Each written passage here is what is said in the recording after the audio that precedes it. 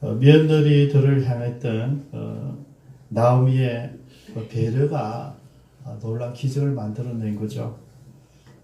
그것은 그 시어머니의 삶을 다 본 것 같아요. 다 보고 그냥 내가 남편만 따르는 것이 아니라 남편이 죽자 시어머니를 의지하면서 시어머니가 생활하는 것을 보고 시어머니가 믿는 하나님에게도 관심이 있었을 것이고 그 하나님에 대해서도 마음을 열었던 것을 우리가 알게 됩니다. 그리고 자기들이 끝까지 배려했던 그 나오미의 그 모습을 보면서 자기도 결심을 하죠. 우리 지난 시간에 봤던 얘기죠, 그죠? 나도 시어머니를 복양하는 데 생명을 걸겠다는 거죠. 저는 이게 참 감동이 있더라고요. 시어머니를 모시는데 생애를 건다. 얼마든지 내가 제거할 수 있고 고향으로 돌아갈 수 있고 자유를 허락받았음에도 불구하고 동일한 식 시어머니가 시어머니 권리를 내려놓았을 때 며느리도 동일하게 자기의 자유를 내려놓는 그 모습이 너무나 아름다웠다 하는 것입니다. 여러분 이게 영향력입니다.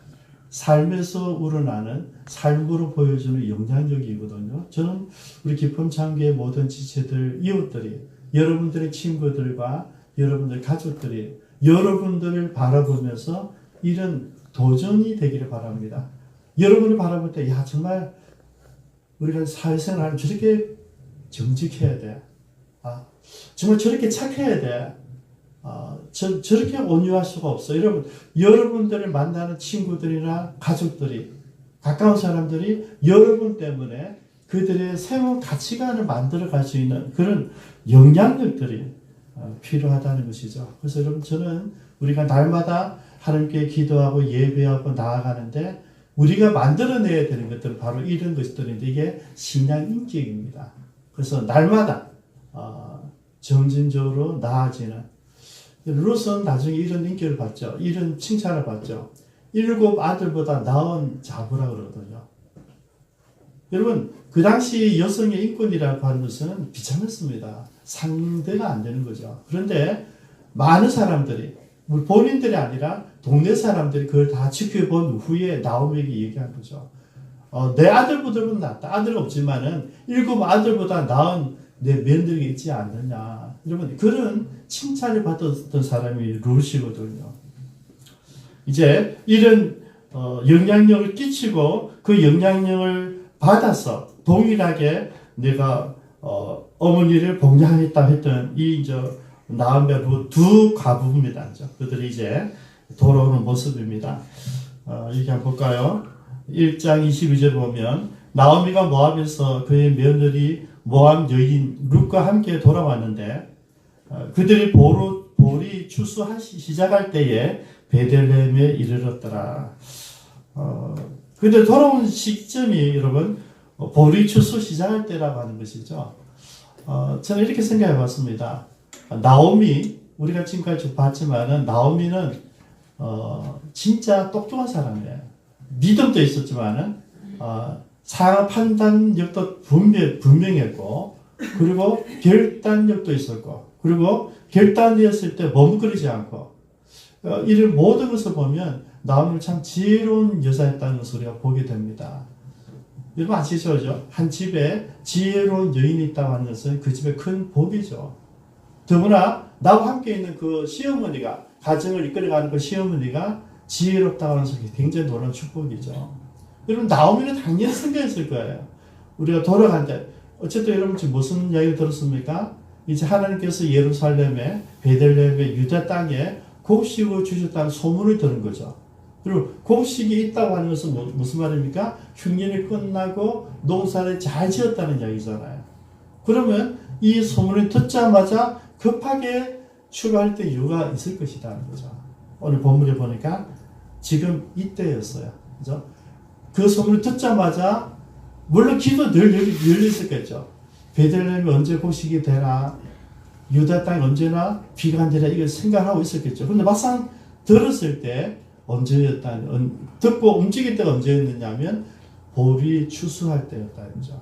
그러니까 타임을 잘 맞춘 거예요. 그래서 저는 나오미답다 하고 큐티를 해봤어요. 똑똑한 나오미가 정확한 타임을 걸었구나. 이제 그래서 이제 돌아오는 거예요. 여러분 우리가 살아가면서 이런 타이밍 맞추는 중요해요. 내가 알지만은 안다고 하는 것이 실제 삶에서 드러나려고 한다면 그 시기가 중요하거든요. 때와 장소가 중요해요, 여러분. 그 때와 그 장소에서 그 기적들을 우리가 경험하게 되는 것이거든요. 소문이 들었는데 그 소문이 가장 민감한 부분이 뭐냐면 그 양식이 나타났는데 양식을 이제 얻었는데 지금 볼이 주수할 때다 이죠. 그렇게 이 디테일을 놓칠 수가 없는 거죠. 돌아가야 되는 거죠.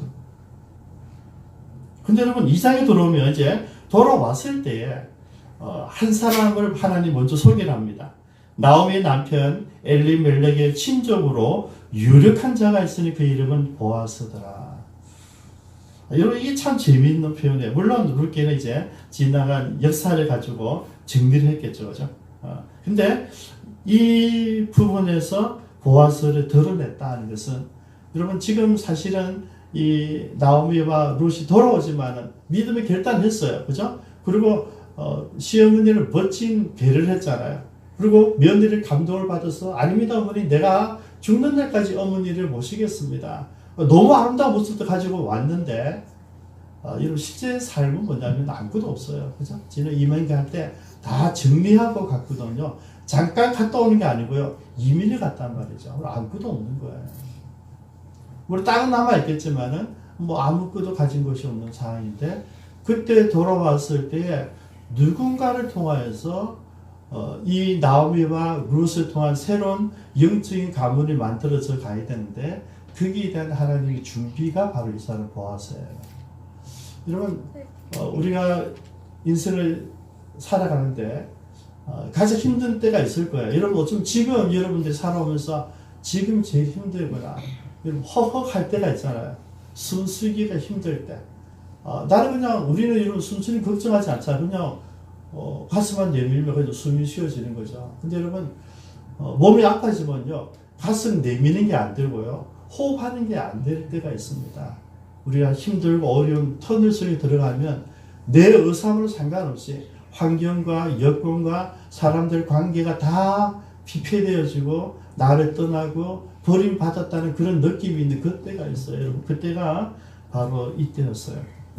근데 이 어려움 때 지금 지나고 내려오는데 먼저 보아스를 설명한 이유가 뭐냐면 하나님은 언제나 우리가 하나님 아파요 하기 전에 아플 때 필요한 도우미들을 준비해 놓는다는 이야기예요.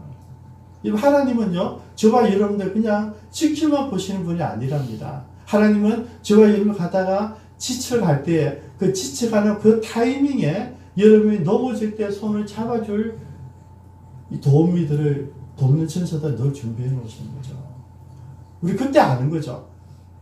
너무 힘들어서 이제 내가 더 이상 지탱할 수 없어. 그러면서 우리가 그냥 넘어지는 순간에 그때 주님이 옆에서 받아주신단 말이죠.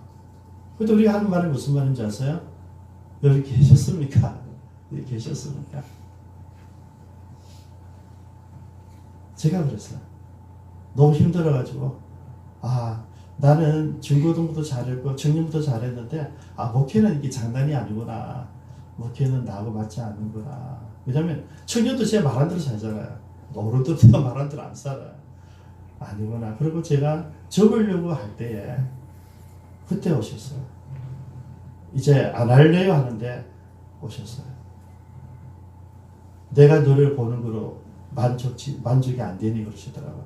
사람들이 너를 어떻게 보든지 무슨 상관이 있니? 내가 너를 사랑한다. 내가 너를 기뻐한단다. 네가 하고자 하는 일들 내가 준 거잖아. 내가 그걸 기뻐한다. 그 말씀하는데요. 그게 위로가 됐어요. 근데 그때 제가 알았어요. 하나님 미리 다 설명해 주지 않아요. 가서 근데 이 일을 해야 되는데 내가 놓고 싶을 때 이제 더 이상은 이러면 치워하는 게 아니고요. 이제는 이거는 아니군요 할 때 그때 오시더라고요. 이게 우리 눈에 안 보여요. 이스라엘 백성들이 하나님 너무 괴롭습니다. 하나님 애굽이 여러분 굉장히 안전한 나라였잖아요. 그죠? 그 당시 전 세계 최강국이 지금 미국 같은 나라예요. 전쟁 걱정이 없는 나라예요. 근데 그 가운데 사는데 400년 세월을 지나면서 이스라엘 자손들 자기도 모르게 노예같이 일하고 있는 거죠. 이건 아니다 이거죠. 우리는 요셉 후손으로 대우받고 살아왔는데 400년 지나면서 요셉을 잊혀진 그런 역사가 진행되면서 그의 노예같이 이거는 일어나면 아침부터 해질 때까지 계속 노동하니까 이거는 아니다.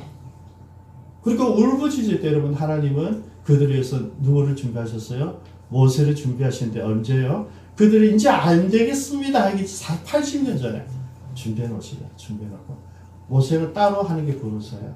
그리고 80년이 채워졌을 때 이스라엘 기도가 하나님께 상달했을 때 타임을 맞추는 거예요.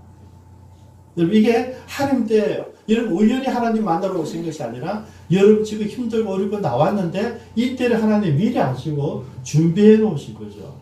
그죠? 그래서 오셔서 우리가 넘어지려고 할 때 잡아주시는 거예요. 여러분 이 하나님 우리가 아셔야 돼요. 우리가 이렇게 보시면 돼요. 우리가 주님을 알고 싶고 또 우리 주님 만나서 너무 기쁜데 주님 만나려고 뛰어오는데 늘 주님이 우리를 먼저 알고 계시는 거죠. 여러분 빌립이 예수를 만나서 너무 기분이 좋았어요. 내 친구가 생각난 거죠. 내 친구 나다네. 이 친구가 예수를 만났으면 좋겠어. 이 친구는 날마다 하나님 말씀을 묵상하고 하나님 때를 기다리는 그런 사람이었어요. 그래서 그 친구를 데려와요. 근데 예수님이 어떻게 얘기하죠? 나다를 보고 야 저 속에 간사한 것이 없다. 그 저는 참 이스라엘 사람 이렇게 이야기를 하는 거죠. 나다네 주님께 오지도 않았는데 나다네 생각에 아니 야 나사렛에서 뭐 그런 선생님도 아니니 이러고 오는데 예수님 이야기를 하는 거죠. 여러분 그 순간 여러분 나다네 충격받습니다. 그때 예수님 얘기하시잖아요. 나다네라 네가 무화과 나무 아래에 있을 때 내가 너를 봤다 그러는 거예요. 여러분 그게 무슨 말씀인지 아십니까? 나다는 네가 무화과 나무 아래에 있는 거 내가 널 지켜보았단다. 그게 나다나에 대해서 네가 간사한 것이 없고 깨끗하고 순전하고 하나님 나라를 기다리고 하나님 나라를 고대하는 사람인 줄 내가 알고 있다는 이야기고요. 무화과 나무 아래서 바로 모든 경건한 유대인들이 하나님의 말씀을 기다리고 하나님 어느 때입니까? 언제 오십니까? 언제 우리에게 그리스도를 주셔서 우리가 이 로마 앞에서 해방됩니까? 이거 기도하는 사람들이 다 무화과 나무 아래에 있는 거예요. 산속에 지금 우리가 기도를 가서 하나님 만나기 위해서 가듯이 그 당시 모든 유대인들이 무화과 나무 아래에 모였다고 해서 그곳에서 기도하고 묵상하는 그런 장소였어요.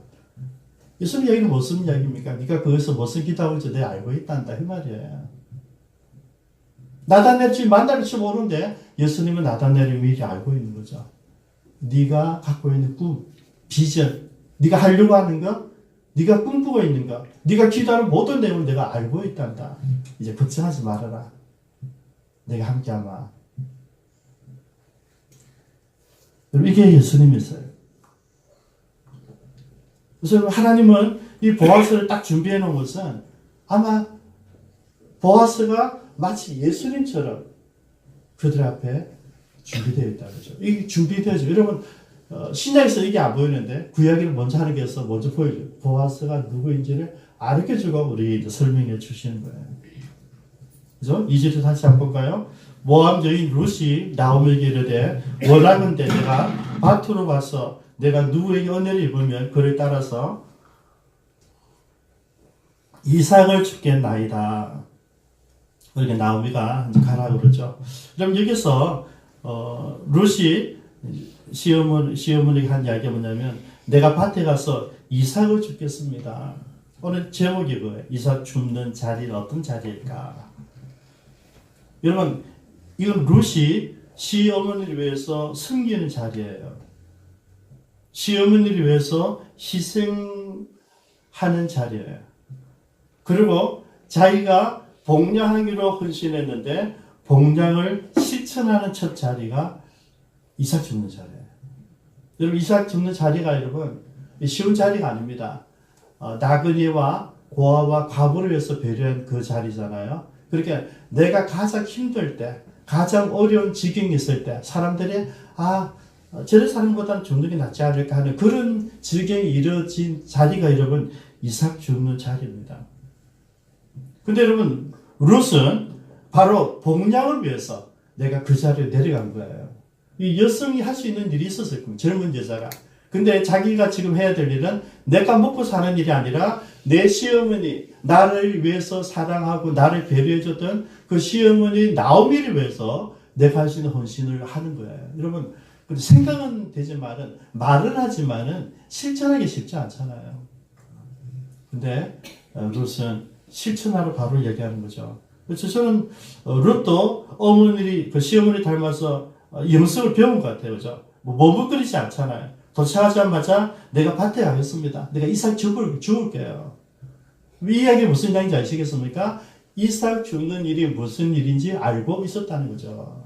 그렇다면 룻이 그냥 이 집 시집 와서 그냥 적당히 뭐 사는 것이 아니라 이 집에 시집 와서 시어머니를 통하여서 유대인들의 가풍을 배웠을 것이고 유대인들 율법을 배웠을 것이고 어머니와 남편이 믿는 하나님에 대해서 룻은 깊이 인지하고 있었다는 것이죠.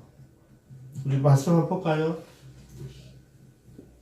레위기 19장 9절 10절에 보면 이삭 죽기가 어떤 건지 설명해 줍니다. 이게 하나님의 사랑입니다, 여러분. 너희가 너희 땅에서 곡식을 거둘 때에 너는 반 모퉁이까지 다 거두지 말고 내 떨어진 이삭도 줍지 말며 내 포도원의 열매를 다 따지 말고 내 포도원에 떨어진 열매도 줍지 말고 가난한 사람과 거류민을 위하여 버려두라. 나는 너희의 하나님 여호와이니라. 무슨 말이냐면 이런 이야기죠. 밭을 거둘 때에 코너 쪽에는 그냥 놔두라. 그 떨어진 거 줍지 말아라.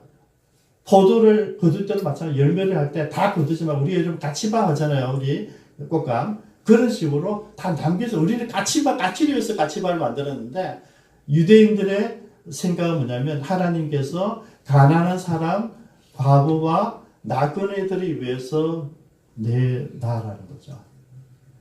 이게 영적인 11조입니다. 나한테 드린 것이 있지만은 가난한 사람들을 위해서 배려해야 된다고 하는 것이죠.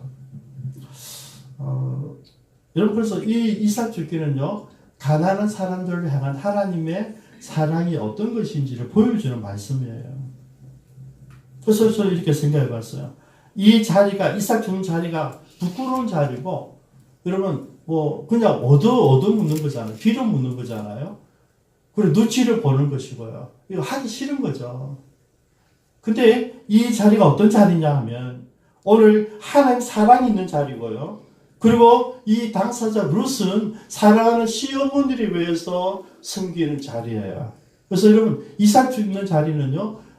비패되고 사람 손가락질 당하고 가난한 이런 표상이 아니라 하나님 사랑이 있고 내가 내 시부모님을 위해서 최선을 다하는 그 사랑이 녹아있는 자리가 이삭 죽는 자리예요. 이런 부끄러운 자리가 아니란 말이에요. 여러분 내가 가족을 위해서 책임을 지고 수고하고 애쓰는데 무슨 일인지 못하겠습니까 여러분? 여러분 지금 하고 있는 일이 힘들고 어려울 부끄러워하지 마십시오 여러분. 어떤 분들 보면 자기 하는 일이 부끄러워하시다. 여러분 부끄러운 일이 아니죠 여러분. 여러분들 수고하고 애써서 가족이 먹고 살잖아요. 내 자식들이 먹고 살잖아요. 내 부모님 먹고 살잖아요. 그러면 그거는 당당한 일이죠. 자랑스러운 일이죠. 하나님이 기뻐하시는 일이죠. 이게 이삭 죽는 자리예요. 부끄러운 자리가 아니고요. 내가 인생 실패해서 내려가는 그런 자리가 아니라 하나님의 사랑이 실천되는 자리고요. 내 헌신이 실천되는 자리고요. 내 헌신 때문에 가족들의 생명을 얻는 자리거든요. 오히려 여러분 아무 일도 안 하는 사람이 부끄러운 거죠. 힘들고 어려운데 가만히 있는 사람이 부끄러운 거죠. 무슨 일을 하든 내가 어디에 가든지 내 가족을 위한 것이라면 우리의 주님을 위한 일이라면 우리는 가치 있는 일이에요. 여러분 사랑스러운 자리죠. 여러분 이삭 죽는 자리는 부끄러운 자리가 아니에요. 여러분 하나님 사랑이 녹아있는 자리고요. 내 헌신이 녹아있는 자리란 말이죠. 그래서 우리가 가끔씩은 이삭 죽는 자리로 깊이 가셔야 돼요. 가기를 축복합니다. 거기서 이제 하나님의 승리가 시작되죠. 3절을 보십시오. 룻이 가서 베는 자를 따라 밭에서 이삭을 줍는데 우연히 엘리멜렉의 친족 보아스에 속한 밭에 이르렀더라. 마침 보아스가 베들레헴에서부터 와서 베는 자들에게 이르되 여호와께서 너희와 함께 하시기를 원하노라. 여러분 이렇게 3절 4절은요 하나님의 섭리가 어떻게 진행되는지를 보여주고 있어요. 그죠? 이삭 축제하러 갔다가 우연히 이집트 가는데 보아스에 속한 밭에 이르게 되고 그곳에서 마침 방문했던 보아스를 만난다는 이야기예요. 이게 이제 드라마틱하죠. 그죠? 우리 드라마 보면 보죠. 사실은 주인공 몇 명 외에 옆에 있는 조연을 통해서 뺑뺑이 돌잖아요. 그 아주 털이 짧은 좁은 공간에서 서로 부대끼고 이렇게 살아가는 게 드라마잖아요. 지금 그 모습이에요. 이 드라마가 어떤 드라마라고요? 하나님이 간섭하시는 드라마라고 우리가 섭리라고 합니다. 그냥 우연히 되어진 것이 아니라 우연이라는 사건을 통해서 하나님의 이끄심이 있다는 것이죠. 여러분 우리 이렇게 생각하셔야 돼요. 저와 여러분들이 이곳에 같이 한때 예배를 같이 드리고 있고 깊은 참교에 가지게 되어져 있고 우리가 함께 하나님 일을 하고 또 여러분들이 친구들 지금 만나서 교제하고 지금 여러분 주어진 가정도 이게 전부 다 우연이 아닙니다. 여러분. 하나님께서 정확한 때에 정확한 그 시점을 위해서 여러분이 붙여준 그죠? 가족이죠. 우연이라고 생각하시면 우연 속에 있는 하나님 섭리를 보자고요. 그죠? 하나님 우리를 이끄시는 모습이에요. 자, 그리고 이제 그 주인공이 나타납니다. 5절입니다. 나오게 이르되 이는 누구의 소녀야? 누구냐? 이 소녀는 누구냐? 물은 거죠. 이렇게 사원이 얘기합니다. 나무와 함께 모압에서 온 그 모압 소녀입니다. 그런데 추가를 해요. 그냥 모압에서 온 그 모압 소녀입니다. 주인님 아시지 않습니까? 그 나오미가 데려올 때 그 며느리 이렇게 하면 되는데 추가가 되어져요. 이게 7절입니다. 그의 말이 나로 베는 자를 따라 단 사이에서 이삭을 죽게 하소서 하였고 아침부터 와서는 잠시 집에서 쉰 외에 지금까지 계속하는 중이니이다. 여러분 이 좀 표현이 느낌 오십니까? 사환이 보아스를 딱 보고 제가 누구예요? 이렇게 물은 게 아니라 사환도 여러 사람들을 지금 부리고 있지 않습니까? 여러 사람들이 관리하고 있는데 이 룻이 특별하게 보였다는 것이죠. 알고 있어요. 그래서 누군지. 여러분, 베들레헴 여러분 굉장히 큰 도시가 아닙니다. 부산 같은 도시가 아니고요. 작은 시골 마을이잖아요. 그곳에 왔는데 다 알죠. 나오미가 어떻게 가서 어떻게 왔는지, 나오미가 오면서 며느리 데리고 왔는데 그 며느리 누구 다 아는 거죠. 그래서 유심히 본 거예요. 유심히 봤는데 주관이 뭡니까? 득담이에요.